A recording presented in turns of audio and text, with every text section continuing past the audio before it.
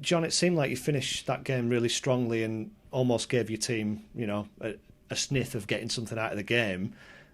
I imagine you and your supporters are probably left wondering where that was for the preceding 85 minutes. That sounds like I played in the game there, actually. So we did finish the game well.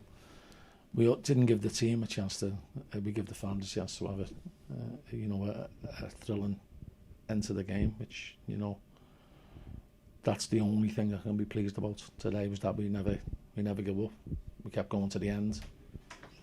We showed spirit and we showed fight, but unfortunately that spirit and fight was dramatically lacking in the first half. And you know what, the buck stops with me. I picked the team. We set out with a game plan to match them up. We knew what system they play. Unfortunately, they were just better than us in the first half, without having to do much to be better than us. Turning balls into channels and they were holding the ball up quite well, and then linking the midfield up well. So we can have no complaints going in behind in the first half. What we have to do is we have to stamp our authority more on the game. So you can say, well, they're leading 2-0, that's why, or 3-0, that's why they're sitting in. And then when it gets to 3-1, they could barely get out of the box. Now, we know we're capable of doing that to teams. We've done that since we first came here in 1999. That's the way we've played.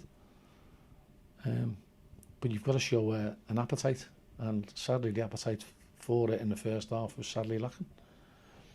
We start the second half really brightly, and then we get this door slammed in our face with a penalty that I think nobody's expected it to be given. When he ignores it and turns away and the crowd roar, and then he gives the pen. It was very frustrating today, and we can have no complaints about the result, because ultimately Stockport were better than us. Having said that, I don't think our keeper's made a save. They've kicked a couple off the line, and we've hit the woodwork, and probably condensed all our attacking things to the last 20 minutes. But I just don't think we got the rubber of the green in the decisions today, which has a big bearing on how the game plays. It was 20 minutes before we got a foul, and I think they'd had 7 up to that, and probably 4 of them are justified. I think we maybe should have had a couple of fouls in that, but when you're not getting them, it leads to frustration. And then when you feel as though you've had a soft penalty given against you to slam the door in your face when you're on top, it just makes it hard to bear. But there's no point moaning about decisions. What we're better off doing is looking at ourselves and looking at ourselves in the mirror. So how can we go about starting the game better? We didn't start the game last week. We didn't start the game this week. All the intentions was there, all the plans was there, and we weren't physical enough. I don't think we put them under enough pressure till the last 25 minutes, and consequently, we suffered the fate of losing. Not an easy fate for a goalkeeper you've signed on an emergency loan to go into. How did you think John McCracken did? He didn't have much to do, did he? It's a good strike for the first goal. I wouldn't be blaming him for that. Second one's gone through his legs when the lad's clean through, which is only our to blame. I wouldn't blame the keeper. And the third one's a penalty. So he hasn't had a save to make. Apart from that, they've been wasteful with a couple of shots, but he hasn't anything to do.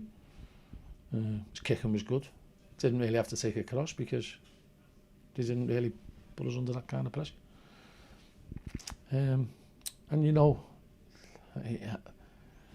The inevitable will be levelled at me. Why aren't you playing Jack Nolan? Why are you waiting 15 minutes before you put him on? And when you see the impact he had today when he come on, I'd be asking the same question. But we see him every day in training, and we've seen him all season, and we've seen him have a really, really good pre-season and start the season really brightly, and then tail off and lose his fitness a little bit. And Jack knows. I'm his biggest fan. I think he's got unbelievable ability, and when he shows that, and hopefully he will show that more consistently, we've got a player on our hands. You know, and we've got to get that out of them. Same with Josh Woods. Josh Woods came on and made an impact today. And that's what you want from your players. But they've got to show us that week in, week out, day in, day out. And, you know, we had some Jekyll and Hyde performances today. You know, Tommy Lee was a totally different player in the second half than what he was in the first half. And, you know, you can say well, he's playing a little bit in a strange position, but it's 11v11. You know, we're matching them up. They were better than us in the first half. They weren't better than us in the second half. And I think the penalty has had a massive bearing on the game. But we've got to learn, and we've got to learn quickly because, you know, very, very soon you find yourself in the relegation zone if you don't start winning games. And we've got to get our heads down now and try and win games. You ended up with a forward at right back. Seb Quirk, I think, lasted a minute after you brought him on. How are the numbers looking, considering you've got a game Tuesday? Well, that sums us up, doesn't it? When it can go wrong, it does go wrong. I thought Matt Law was excellent when he came up there, you know, to be fair, showed a great appetite. And that's what we need. You need people showing a good appetite. I'm very, very pleased with Jack getting his goal and showing the appetite that he showed and coming on. Hopefully, when he gets an opportunity to start, he'll show that for the 97 minutes or 98 minutes he's got to play the game. But, you know, we have to play with the hand that we're dealt. You know, we can't govern the injuries that we get. And, you know, you're constantly trying to patch up a hole that is massive in your middle of midfield with Seamus and Coley being missing. But it doesn't mean that we can't, and it doesn't mean that we haven't got the willingness to do it and the energy to do it. And there's no one who'll work harder than us to try and get this right. And, you know, I don't like getting beat at home. This is two weeks, 2 home games on the spin that we've conceded 3. 2 out of 3 that we've conceded 3. And you don't set out to do that. But you have to, you know, deal with the players that you've got. And you go again Tuesday, and it's a big one, isn't it? I'm sure your players will be left in no two minds that it is a big one and it is important. Every game we play is important, Sam. You know, the players have got to realise that. Sometimes I think they don't. And possibly that you get that with young players. The one thing that's been constant with us since we walked through the door in 1999 is our players give everything. They mirror the coaching staff, myself, Jimmy and John, and Dibbs. They mirror that. At times today we didn't mirror that. And we've got to get back to that. And that doesn't mean running around kicking everybody, but that means showing an appetite for the game. That means being brave, winning challenges, getting your passing right, running into space, having shots, having crosses. We've got to get back to that. By the way, I must say, the fans were great again today. You know, it would have been easy for them to sulk at 3-0. I think we give them a little bit to spark them into life, and then for the last 15 minutes they were fantastic. And, you know, hopefully we'll give them something to cheer on Tuesday and the following Saturday.